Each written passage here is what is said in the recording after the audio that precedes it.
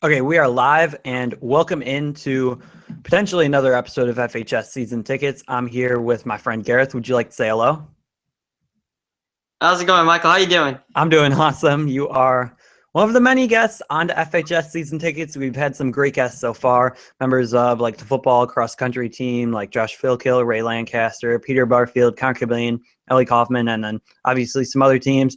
We had Barrett Salee, Cole Kubelik on the show. So Gareth, you've got some big time shoes to fill if you're going to be one of the top guests on FHS Season Tickets history. All right, well, let's get it. Yeah, let's, big weekend already in the sports world.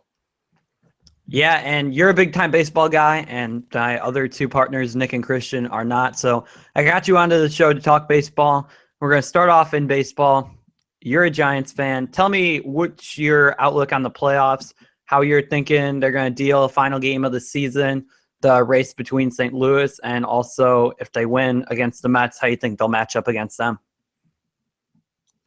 Well, I think today was a big win. Well, also they're playing the Los Angeles Dodgers, so I think it was just they've got to win every game, and especially with the way they've been playing the past, few months, they were the best record in the National League in the first half, and then just the second half was an absolute disaster. Really difficult for me to watch, and all my fellow Giants fans. And it was just something had just happened to the bullpen. The bullpen. We had Santiago Casilla, and all our bullpen issues were just off the charts. It was unbelievable. I think he's leading right now with the most blown saves. And oh man, it was heartbreaking. Just one run, two run, it was gone, man. So, but they've been turning around. I think this past week with some pretty decent play, and they say baseball you may not think every game counts, but tomorrow is the day that counts with San Francisco and St. Louis battling out for that last spot. So I'm liking their odds. Matt Moore, I think he's gonna be fine. And if they can pull off the win, that'd be great, and they get that second spot at least. Yeah, and the Cardinals, they've been in the playoffs a lot. They've just been a staple for the playoffs. They seem like they're in it every single year. They're pitching Adam Wainwright against the Pirates, so I'd probably give the Cardinals the early advantage. I'd expect the Cardinals to win. They've won 3 in a row, just like the Giants have. So definitely, I think the pressure is on San Francisco to get a victory, seal the deal, not give the Cardinals any chances. And actually, let me look at the time of the game because so they're starting at the same time. So that's really interesting. Do you think like that'll have any effect on the games? I don't think so. Not a major, I don't think a major difference. But we'll see. I think it's good that the players, or at least everyone's going to be keeping tabs. Letting fans are. So I think that's good. And I think the worst situation, obviously, is that the Giants will have to go to St. Louis on Monday.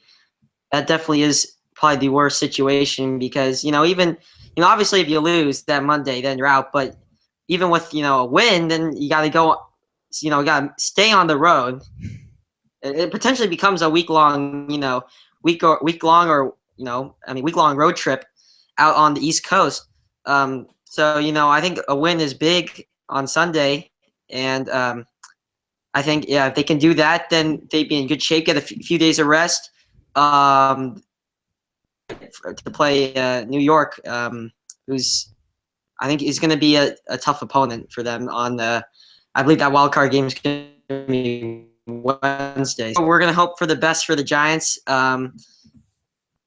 because it's been a turbulent season, but I think they're playing the right baseball. They're playing the best baseball at the right time right now, so it's all good. Yeah, Giants and Cardinals winning 3 in a row. Mets also having won 4 in a row. The top 3 teams competing for the National League 2 wild card spots are playing some fantastic baseball. Combined, they've won 10 in a row. Some awesome quick math by me right there. 3 + 3 + 4 = 10. You're not getting this sort of great content from any other place. But let's hop over into the AL. My Cleveland Indians. What do you think about their chances to win? They've had a ton of starting pitching issues. Their top 3 pitchers arguably are hurt right now. Do you think that they have any shot against the Boston Red Sox?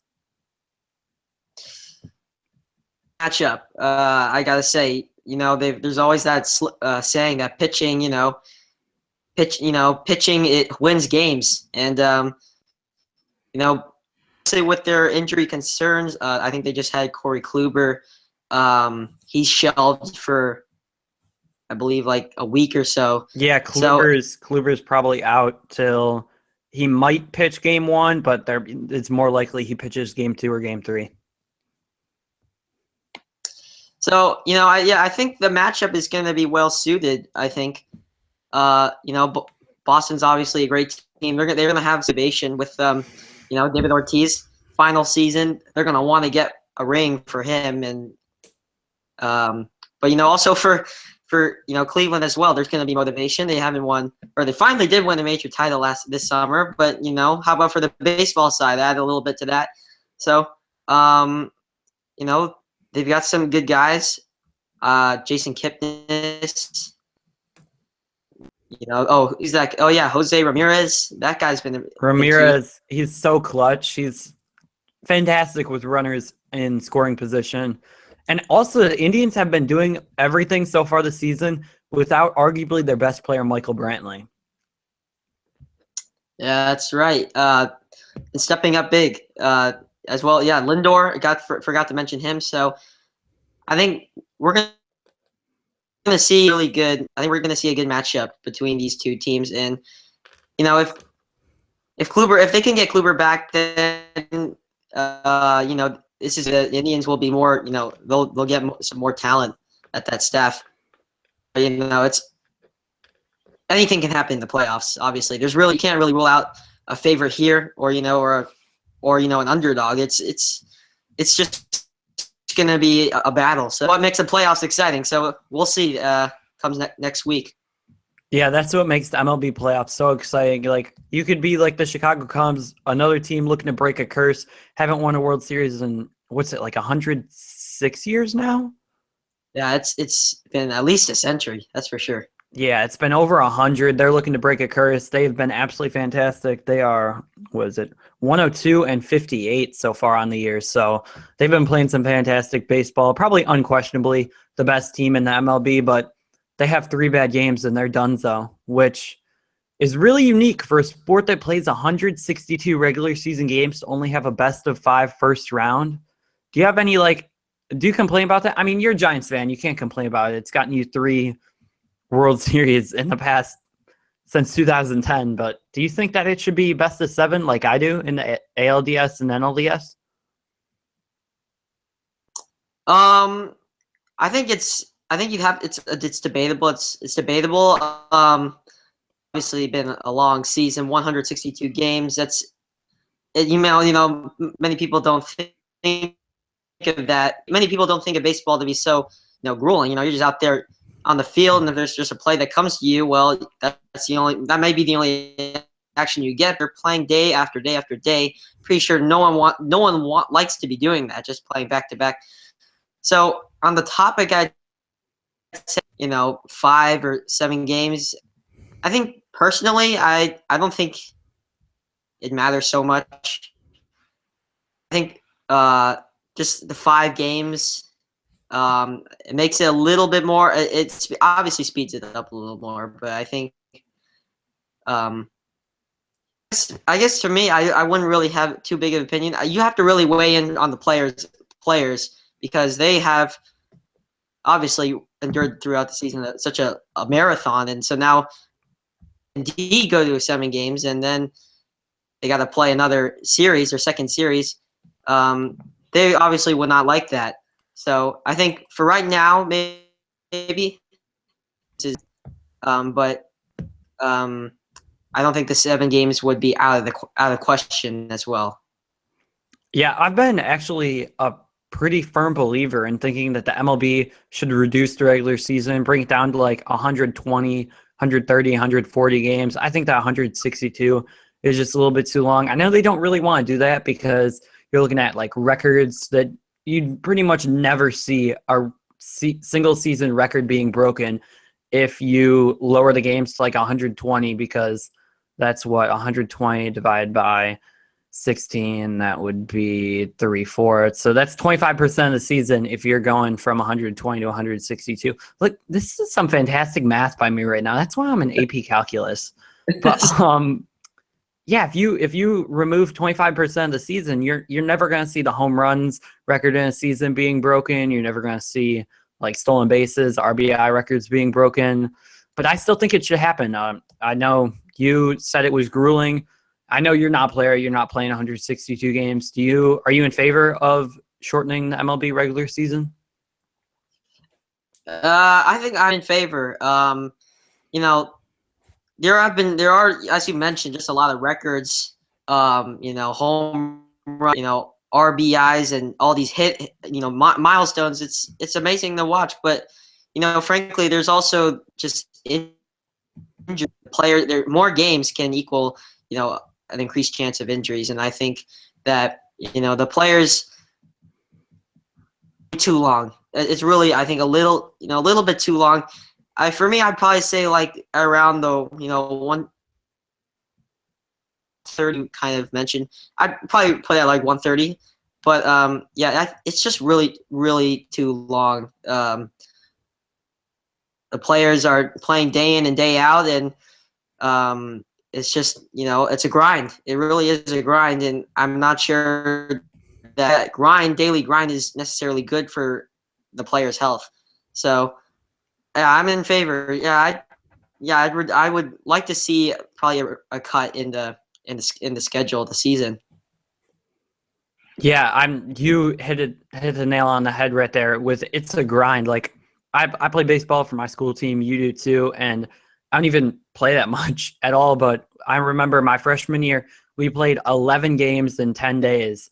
And also, I know that I'm in school, so I have that Wow. too, but we're not really traveling that far. But playing 11 games in 10 days, I was just always really tired at school. Even though I like didn't even play much in most of the games, I was still like really worn out and tired. And just playing games day in and day out really gets to the players' bodies and minds. Baseball is a mental game, very strong mental. That and golf, I would say, are probably the two biggest mental sports. Would you agree with that statement or no? Yeah, I think, yeah, I'd have to agree. Baseball is definitely a mental sport. It really is. I think for me, or at least, you know, when you want to get on, when you have a game, you know, there's always, whether you want to play or not, you have to have the mindset.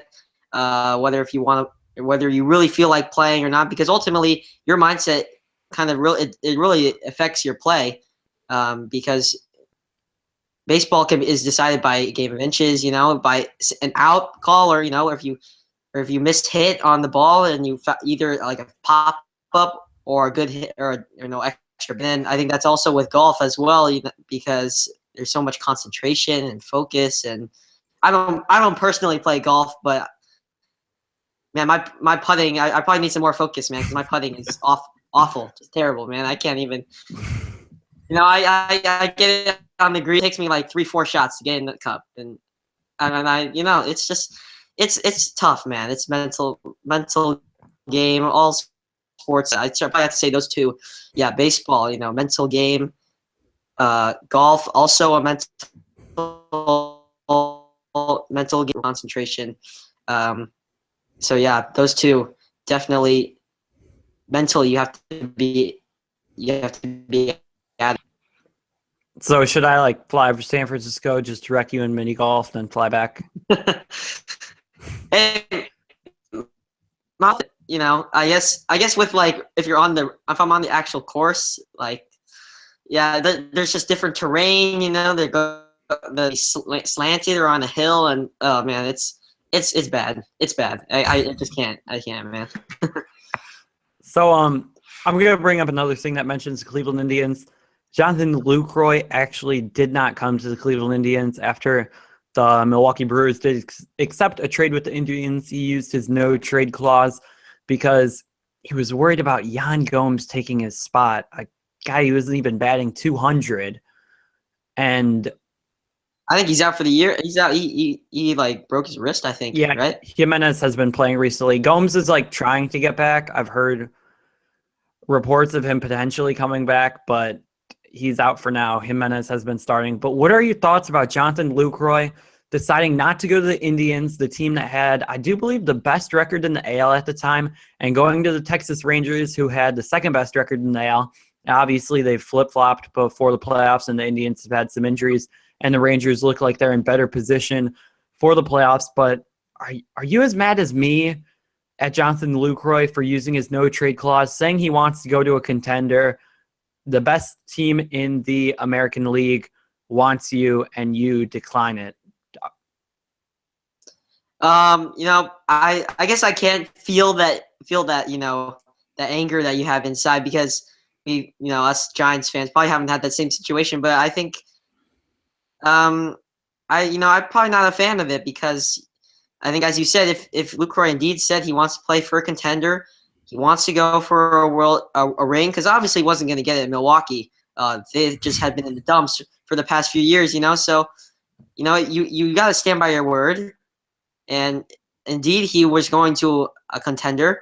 And then that very next day, they would get a guy. He would be catching a guy of is indeed probably a top 3 closer right now in this Major League Baseball, staff. So I think I probably have to agree with you and say that was not not what not what Lucroy should have done in that case. And then obviously he's with Texas right now, and they're going to make the playoffs. But still, I think fired, and if that's what he said, then I mean he should have just gone with you guys, Cleveland, man. Yeah, the Cleveland Twitter accounts had some fun with that Lucroy quote the day he got traded to the day he declined the trade, which was at like midnight, and then later that day when he went to Texas, Cleveland Twitter was all over him. It was a pretty funny time to be around Cleveland Twitter, that is for sure. Yeah. What else did I want to talk about? Oh, your Giants. Do you believe in the even year magic? Well, three 3 titles in the past 6 years. So hopefully make that 4. How many? That's just a fun. How many years were you guys wild cards? I don't know if that's out of those 3 years you won it all. I think it was just one, the 2014 2 years ago. So that was a wild card situation. Well, definitely probably a better team heading into that game. And now we'll see how. I mean, obviously it's the playoffs, so you never know. But yeah, it's just a funny coincidence that even year, and we'll see if it continues, because obviously they're still in it, and they have a pretty good shot at least of playing in that wild card game. So we'll see. It's playoff baseball, man. It's always a different element, man. Different game. Do you think that the wild card game, the winner of that game, it gives like a team an advantage? Because I feel like wild card teams always have a lot of success in the playoffs. Do you think that's just the MLB playoffs being unpredictable, or do you think that wild card game really helps them because they haven't had as much break? They just played a game a couple of days ago, and now they're ready to travel to the new city? Or do you think it's just MLB playoff randomness that the wild card teams have had the amount of success that they have had in the MLB playoffs the past couple seasons? Yeah, I probably have to be unpredictable in this, because the wild card game is, I think I like the wild card game because it there's too many disputes over whether a team got snubbed or something. So I think the wild card game was good that they settled the two borderline teams. They settled it out in the game, and I wouldn't really have to say that. I wouldn't really say that's a reason why wild card teams are performing the way they are. I think it's just can be the MLB postseason. Obviously, as you said, it's very unpredictable. It's unbelievably crazy. But then I think it's also just that they do gain a little momentum, so that could also help. But you're playing regardless if you're playing in the wild card game, you're playing the best team in the American or National League. So I don't think there really is a huge advantage. Like say if the New York or San Francisco wins that NL wildcard game, they're going to be heading on the road to the Windy City, and they're going to be having to play against the Chicago Cubs with Anthony Rizzo and Chris Bryant, and that staff led by Arrieta and John Lester. So Yeah, the Cubs are just crazy. I don't really think that's that's nothing unfair about that. It's just the playoffs. So, but it's the I do indeed. I'm glad that was implemented in, I believe, like 2011 or 2010, 2011, somewhere 2012 maybe around there. Yeah, I think it was like 2012, something like that. I'm not the biggest baseball fan. It's probably my fourth sport, to be honest. I'm much more football, basketball, and then soccer third, baseball fourth. But speaking of the couple sports that I used to mention, do you feel like the unpredictability of the playoffs helps it? Because you're looking at the NBA, a sport that has gained massive popularity. The Golden State Warriors and Cleveland Cavaliers are listed at -400 to make the NBA Finals. Like, those are ridiculous odds. Those are like 70% chances in Vegas. And even the Chicago Cubs right now to make the World Series are at like 45% chance. Like, do you think that the no team being massively favored over another one increases the excitement of the MLB playoffs? And why has the MLB playoffs not gained the attention that some of the other sports have? Well, I think for one thing, the NBA. I mean, you associate the NBA with the superstars, because there are indeed like superstars that everyone admires. Like LeBron, Steph Curry, even as the quietest as Kawhi Leonard, or Carmelo, Chris Paul. Those are superstars that are just wait. NBA. But we're talking NBA playoffs, and you just mentioned Chris Paul and Carmelo Anthony. What's going on with that?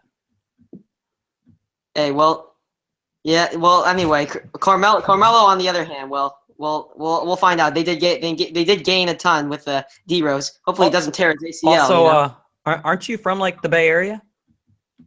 Yeah, I am from the Bay Area. Oh, yeah. Who can forget KD? I forgot, man. KD. Another guy, last name Curry. Forget about him. All these NBA stars: LeBron, Kawhi, Chris Paul, Carmelo Anthony. You're from the Bay Area, right? Ever heard of Steph Curry? I was just trying to be balanced, man. I was trying to be balanced, not not show any bias. I think you forgot Steph Curry existed for about 30 seconds. Well, he's gonna be back on our radar pretty soon. But as I'm saying, the NBA, there's just a lot of superstars, and it's not as long as a season as the MLB. MLB is day in out, and there's never gonna be a performance like the NBA. When the NBA, there's always performances where Curry or LeBron, they go off for 30, 40 points a game. That's insane. But MLB day in day out, there's gonna be 0 for 3, 2 strikeout games, or there's just that's just a standard of the MLB. But obviously that doesn't ignite the interest of the fans. So I think that's why the NBA has gained that massive popularity, because of these superstars just going off. Everyone wants to see that. Not many people want to see guys going 0 for 4 and 0 for 3, and then maybe once or twice a week, then they hit a home run. But I think that's just the nature of sports. And then obviously, season comes around. That's where the best players shine, because everyone's like, okay, it's the playoffs, or let's tune in, and then you see guys like Chris Bryant just hitting home runs. Finally, that's when he hits the shows up. So that's just the tale of two sports right there, NBA and MLB, right now. Okay, so do you have a World Series prediction right now before we jump into the final thing we're going to talk about? World Series prediction. Um, I'll do it for jump you. right to the. I'll do it for you. All My right. name's Gareth, and I got the Giants winning the World Series. Hey, you gotta stick with your team. So that's obviously what I'm rooting for. Realistically though, I'm gonna say Boston. Okay, it's a pretty bold call. I don't really It have anybody at this time. I was just it is bold, but Big P last season they're gonna be one. He is probably the biggest, probably named to retire since Jeter. Probably they're gonna be behind you him. know about to sneeze there. I'm just gonna say Dodgers just to make you mad. I know you'll enjoy that. Hey, all right. Well, can't wait for playoffs, that man. Can't wait. That was a joke. I'm not picking the Dodgers to win the World Series. But let's transition into the NFL. We're going to be picking every single NFL game against the spread. Starting off, Colts versus Jaguars. This game is in London, and it's going to be the second biggest sporting event in London because my team, Tottenham, are taking on Manchester City, 1 versus 2 in the BPL. That game kicks off 15 minutes before the Colts-Jags game. Really poor scheduling. Both games in London, the biggest game of the BPL season so far, going out at the same time as an NFL game. Doesn't make Yeah. much sense to me. But the Colts are 2-point favorites in London. Who do you have? I've got the Colts. Big win last week over the Chargers. I was watching that live. Andrew Luck's, last minute drive it and where he threw a touchdown pass to T.Y. Hilton, and that's momentum right there. So they've got the edge in this one over Jacksonville. Yeah, I'm going to take the Colts as well. Blake Bortles struggling so far this season. 5 touchdowns, 6 interceptions. Give me Andrew Luck over Jacksonville. He's dominated Jacksonville in his career when he has played. Another AFC South battle, Tennessee versus Houston. Houston, a 4.5-point favorite. Do you have the Texans covering, or do you think the Titans will? I think I like Houston on this one. It wasn't a great week last week. But I think they're going to be able to turn around. They play the tough New England team. Be able to turn around. I feel like Hopkins will go off big game. And Brock Osweiler, he's been steady. Not amazing, but he's been steady. I think Houston takes this one. I'm actually going to take the Titans plus 4.5 in this one. I really like Marcus Mariota, and I'm not a big fan of Brock Osweiler. I feel like 4.5 points to a Houston Texans team that has a bad quarterback, a worse quarterback, and without J.J. Watt, I think they might struggle to give Mariota pressure. So give me the 4.5 points in Tennessee. Now we're going into the biggest game of the week. Browns versus Redskins. Redskins, 7.5-point favorites. You giving my Brownies any shot? Will they at least get a cover? Well, going with Washington. But I feel like this game might be a shootout. As I think Terrell Pryor, Cleveland's Terrell, he's ready to go against Josh Norman. So I can't wait to see that, man, because he's been steady. He's been doing pretty good for the Browns. I got the Washington this one. I got this one. Washington. I'm gonna take the Redskins, as much as it pains me to say this. I just don't think I can trust Cody Kessler, and on the road, second straight road game for the rookie quarterback. I think that he struggles against the Redskins. I love Terrell Pryor, though. It's the first time in a real long time that the Browns have had multiple explosive playmakers at the wide receiver positions, and Corey Coleman and also Terrell Pryor. And whatever the Josh Gordon situation does happen, then that'll figure itself out. But still, this is definitely a better receiver core than the Browns have had. But now the next game we're going to be previewing is Seahawks versus Jets. Seahawks 1.5-point favorites in this one. Who do you have? Going with Seattle. New York. Not too confident after that last performance where Fitzpatrick threw 6 interceptions. Not good for fantasy owners there, but coming off that loss and playing against a Seattle team who just routed my 49ers. Yeah, not looking good for New York. Even though Russell Wilson is a little bit hobbled, but I think he's going to be fine, and they're going to be good. I think Seattle will take this one. I'm actually going to go with the Seahawks as well, but you mentioned the 6 interceptions for Ryan Fitzpatrick. On the other end of the spectrum, Seattle has only forced 1 turnover so far this season. It was a Blaine Gabbert interception, so maybe the Legion of Boom is a lot weaker than they usually are, but I'm still going to take Seattle to get the victory and cover the 1.5 point spread. Now we go into a big game in the AFC East, Bills versus Patriots. Rex Ryan potentially coaching for his job. He got a big win last week. Do you think he covers the touchdown spread? Patriots 7-point favorites. Do you think they cover? I'm gonna stay and hold with New England. I believe is Garoppolo scheduled to play that Sunday, or is it going to be still a toss up between him and Jacoby Brissett? They're both questionable. All right. Well, then Julian Edelman, he's on my fantasy team. Put him in that quarterback, man. But regardless, I think New England. I feel like this will be a shootout. I think I just give New England just a slight edge on this one. I'm going to take Buffalo +7. I don't think I can give a team a touchdown. Like I feel like Buffalo with a touchdown playing against, I don't even know who New England is going to start at quarterback. So like, if you have 3 options, like more than one quarterback that's questionable, I don't think I can put you at more than a touchdown favorite unless you have like the league's best defense. But that's the Denver Broncos and Minnesota Vikings. So give me the Bills +7 in this one. And now we're moving into the NFC South, Panthers versus Falcons. Panthers are 3-point favorites on the road in Atlanta. Who do you have? Falcons, Panthers, you said?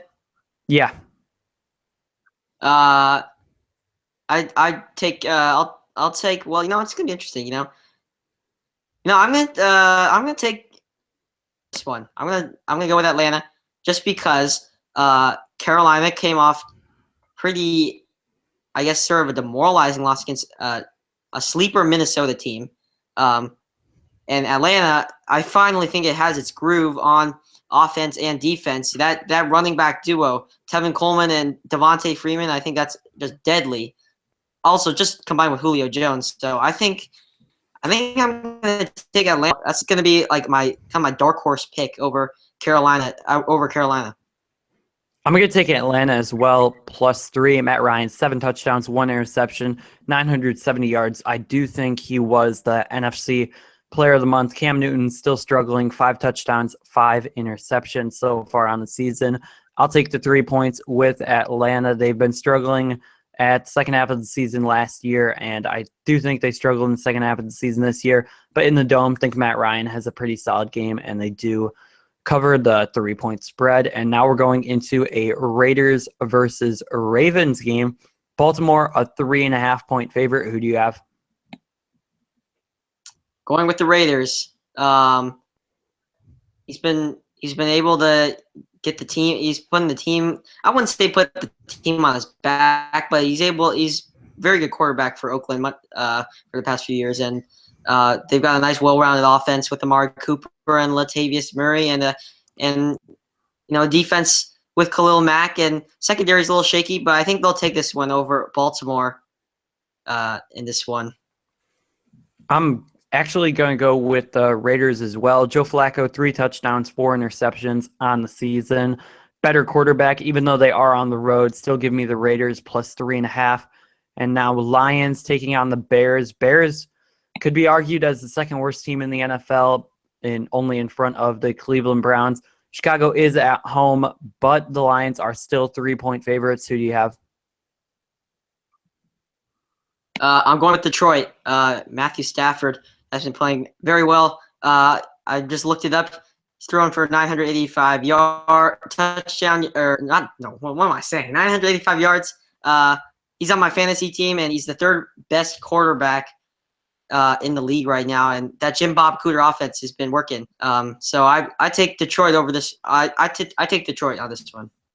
Yeah, I like Detroit as well in this one. You mentioned Stafford. He's been fantastic so far this season, and I can't really trust Brian Hoyer as a Browns fan. Broncos traveling to Tampa Bay to take on the Buccaneers. Denver is a 3-point favorite. Who do you have? Sticking with the Broncos, came off a big win at Cincinnati. They were able to finally establish a passing game. Trevor Siemian, 4 touchdown passes, I think. 2 to Emmanuel Sanders, 1 to Demaryius Thomas, another one to a few. Denver in this one over at Tampa. I'm actually going to go with Tampa. I think Denver is on upset alert in this one. Tampa, only 3-point underdogs. They had a great week 1. I do believe they beat the Falcons 31-24, but then they got blown out by the Cardinals, beaten by a very average LA Rams team. I was about to say St. Louis because I'm so used to St. Louis, but I think that Tampa Bay gets the victory. I don't think they're going to fall to 1-3. I think this is a huge game for Tampa Bay, and I think Jameis Winston comes out, has a big game, and give me the better quarterback at home with the 3 points. And now Rams versus Cardinals. Cardinals 8-point favorites at home, despite being 1-2, and the Rams being 2-1. Who do you have? Have to say Arizona. Good solid running back David Johnson in the backfield, and Arizona did come off pretty not a loss in Buffalo, but I think Arizona will take this one against the Rams. Still not sold on the Case Keenum, who did have a pretty big game last week, but I'm still not quite sold on him. I'm going to take the Cardinals as well. I feel like if there's anything you can learn from the NFL, whenever a team gets blown out, they come back next week really hungry. And even though the Cardinals didn't really get blown out, only a 15-point loss to the Buffalo Bills, I still think that they are a hungry team, a game they shouldn't have lost to Buffalo, even though I do believe it was on the road. I think the Cardinals come back home and they demolish the LA Rams, get a huge victory to come back to 2-2 and start their charge towards the playoff picture. And now the Saints take on the Chargers. San Diego, 3.5-point favorite at home. Who do you have? I'm going to take San Diego. Melvin Gordon has been good for them. Not an ideal game for them last week where they blew the lead against Indianapolis, but I still think that they'll rebound. New Orleans has probably one of the worst defenses in the league after suffering huge defeat last week or last Monday against Atlanta. So I'll take San Diego. I am going to take the Saints. Give me Drew Brees over Phillip Rivers. 8 touchdowns, 1 interception. Hasn't even gotten the Saints a victory. Actually, give me the Chargers. Drew Brees has been fantastic, and he hasn't even gotten a victory. So I'll take the Chargers at home. Just change my pick on the fly right there. Give me Phillip Rivers. He's been solid, too, with the ball so far this year. 789 yards and 5 touchdowns. So, yeah, give me the Chargers minus 3.5. And now Cowboys traveling to San Francisco to take on the 49ers. Dallas, a 1.5-point favorite. Who do you have in this one? But I'm going San Francisco. I think they're finally back at home after a really tough 2-game stretch on the road and Seattle. Cowboys, no Dez, or he's questionable, but I think it's going to not suit up and play. So now they're going to be really suited up for the ground game with Ezekiel Elliott. But San Francisco has been good on the run. 49ers chances to rebound back at home in front of a 49ers crowd. So I'll take San Francisco. I'm going to take San Francisco as well. I really like them in this game. I just don't really like Dallas so far. I haven't been too impressed with their team overall. Dak Prescott has been very solid, but throwing for 99 attempts so far in 3 games, that's not what you want from your rookie quarterback. That's averaging 33 passing attempts a game. Look at this math, man. Just off the top of my head, bang, bang, bang. 99 divided by 3, 33. Giving you all these math stats right here. But I really like the Niners, plus 1.5 at home. They are underdogs against a not very great Cowboys team. I'm all over the Niners in this one. I think they win pretty easily. And the Chiefs travel to Pittsburgh, take on the Pittsburgh Steelers. Both teams sitting at 2-1. Pittsburgh a 4-point favorite on Sunday Night Football. Who do you have? Well, that's gonna be a good game. Sunday Night Football games are always good. Don't know how they are able to get that, but I'm gonna stick with a favorite. Go with Pittsburgh. They get Le'Veon Bell back, who's without the suspension, he's the best running back in the game. So KC did come off a win, but I think Big Ben, he'll bounce back at home in this one. So it'll be a good game. I'm for sure. It's gonna be a shootout. And now the final game of the week, Monday Night Football, Giants versus the Vikings. Vikings undefeated and 4.5-point favorites at home. Who do you have? Going with Minnesota.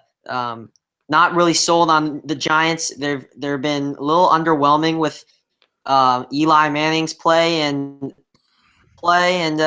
Minnesota's just been really rallying around after the injury to Teddy Bridgewater, and I think Adrian Peters now. I like their chances. Strong defense, fine offense, and I think that football. Yeah, I'm going to take the Vikings as well. You mentioned their defense before. They're just absolutely fantastic. Bradford hasn't been forced to do too much, and if the Vikings get off to an early lead, I think that's just game over. And that will wrap it up for the show. Gareth, any final words before you exit? I just want to thank you for inviting me. This was a lot of fun. So thanks, Mike. Yeah, good catching up with you. Haven't really talked sports with you since summer of, so what would that be, 2 years and 3 months ago? Yeah, it's been face to face. It's been at least 2 years. So yeah, it's been a while. Bless up to the internet. Okay, yeah. If it wasn't for the internet, we wouldn't be able to do this awesome stuff. I wouldn't be able to talk with Barrett Salee, wouldn't be able to talk to Cole Kubelik, and I would not be able to talk with Gareth right here. So it's just fantastic. Yep. Thank you for coming on the show. Okay. I'm going to end the live stream right now. Okay.